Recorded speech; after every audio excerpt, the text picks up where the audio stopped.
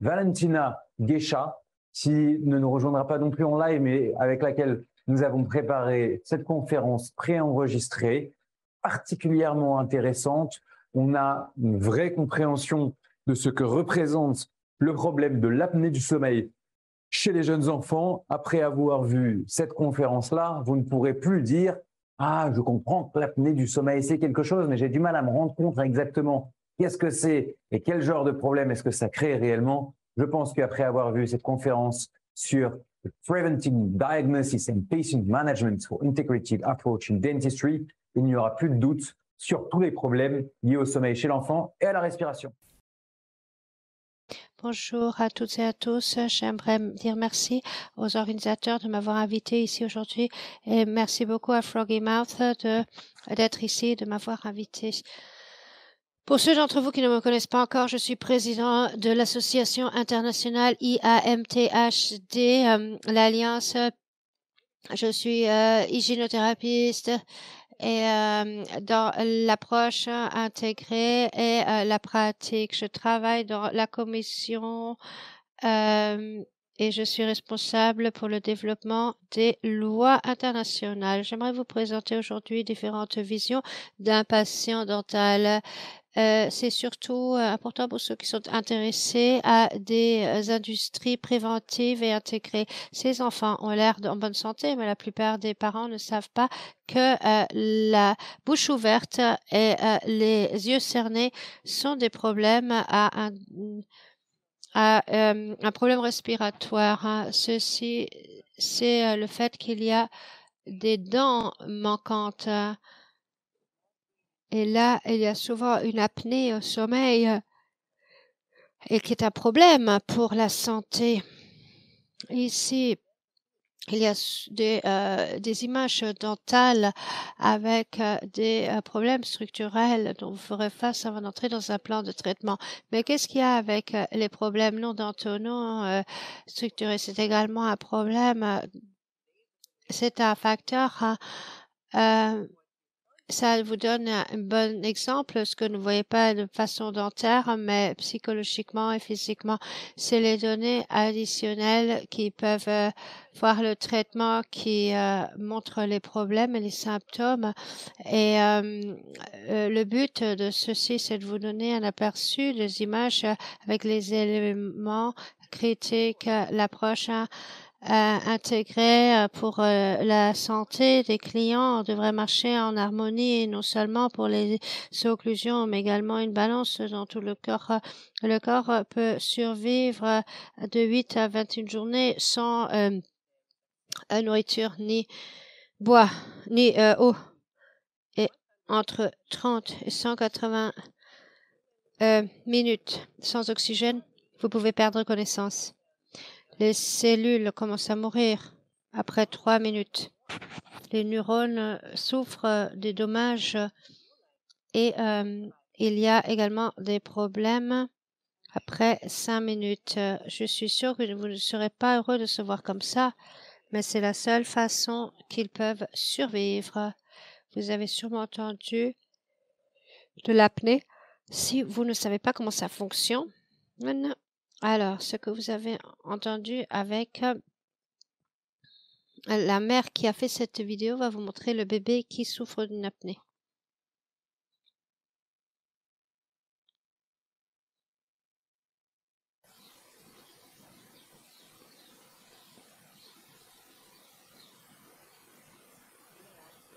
Maintenant, le bébé ne respire pas.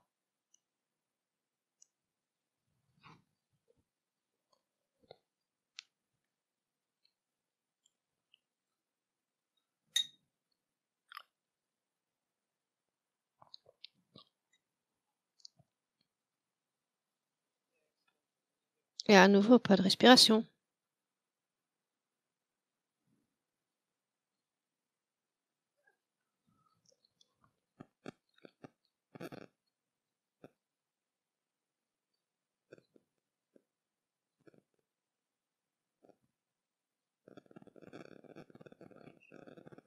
Pendant que je vous montre cette vidéo, ici, vous voyez le rôle important des dentistes et des traitements des patients qui ont une collaboration avec des médecins et ont été publiés. Donc, la respiration est importante. Si vous n'arrivez pas à respirer, alors il faut une compensation dans le corps. Et c'est par exemple des problèmes comme des maux de tête. Et si le bébé est toujours la bouche ouverte, c'est qu'ils ont des problèmes. Ils vont aux toilettes 2-3 fois et ils deviennent agressifs en une journée. Ils sont fatigués et il faudrait aller voir un spécialiste. Ici, nous avons 2 facteurs qui doivent être adressés chez les patients pour un traitement. Mais le problème qui se pose est illustré dans la prochaine vidéo. Ici, les respirations et l'atteinte. Normalement, la façon normale de respirer, c'est à travers le nez, mais le lait de vache, le pollen, tout ça peut donner des problèmes. Et lorsque les amygdales ont un problème, hein, nous avons plus assez d'air pour respirer. Pour respirer, alors la langue part du palais et il y a une respiration nasale pour entrer ici. Ainsi, la langue reste là et lorsque les enfants respirent avec la bouche, il y a un système oral qui n'est plus balance. Il y a une déformation de la partie supérieure de la bouche par rapport à une arcade en U. Nous avons une arcade en V. Nous avons une fonction pour avaler et les dents latérales se mettent en place pour respirer. Une bouche toujours ouverte rend la respiration beaucoup plus difficile. Le résultat est une déformation de l'arche basse. Cette déformation de l'arche supérieure et basse, c'est le contact prématuré qui rend le projecteur physiologique. Là, et donc ici, le condyle, un mouvement discal. Lorsque nous ouvrons, le disque va sur le condom pour remettre le TMG en position, une réduction, et ensuite ça revient dans une position incorrecte vers l'avant. Ceci explique un flic positionnel. Les muscles sont en hypertonie ou en spasme, ce qui pourrait créer des maux de tête. Une position incorrecte peut avoir des dysfonctionnements en tant que, par exemple, si l'on bouge les dents de droite vers la gauche, et il y a une dégénération lors d'un grincement de dents. Les ligaments sont détruits. Comme résultat, le disque peut être bloqué. Même si le clic part, nous ne pouvons plus ouvrir la bouche de façon propice.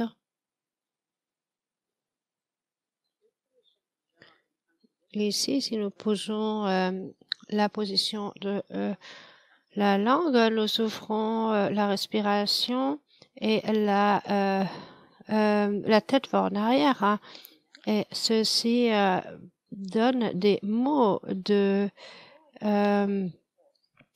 cou.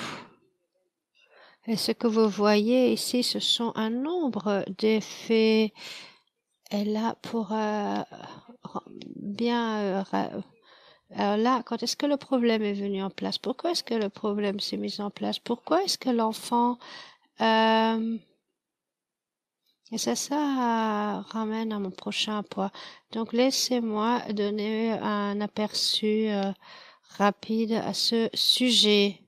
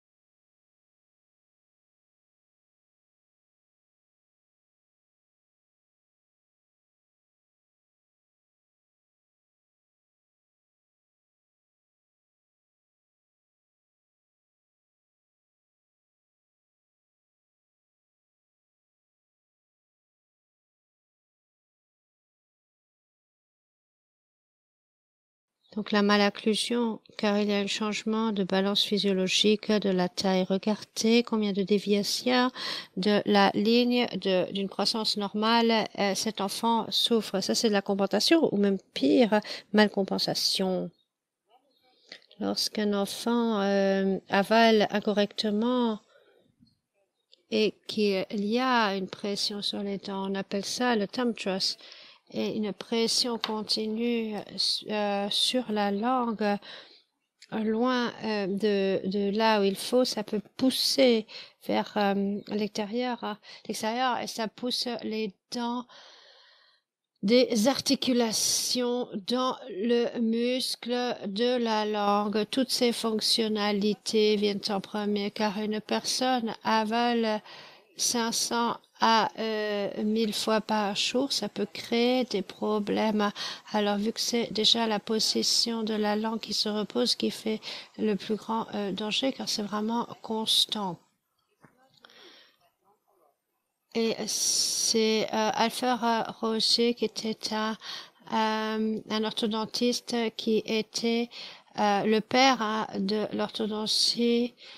Et il était dans la pédiatrie des enfants avec les exercices très jeunes des enfants. Ils ont commencé à explorer l'effet de la cavité orale et de la structure buccale avec des systèmes d'exercice pour croître.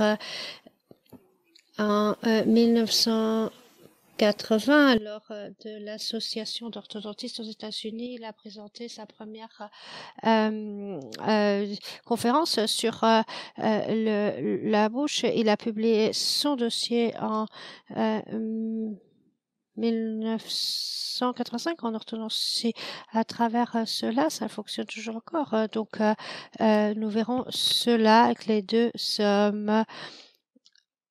Et on peut avoir cet effet en orthodontie.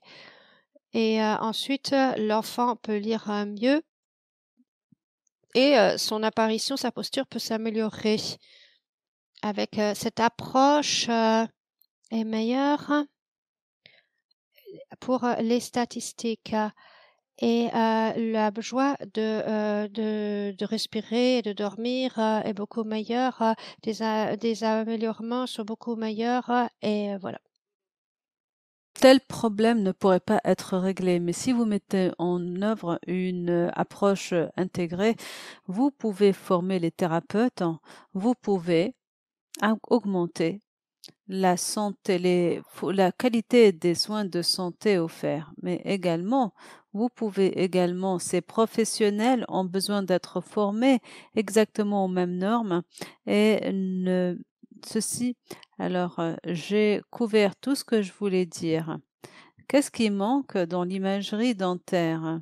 Je vous recommande d'enseigner les composantes comportementales au dysfonctionnement à des étudiants.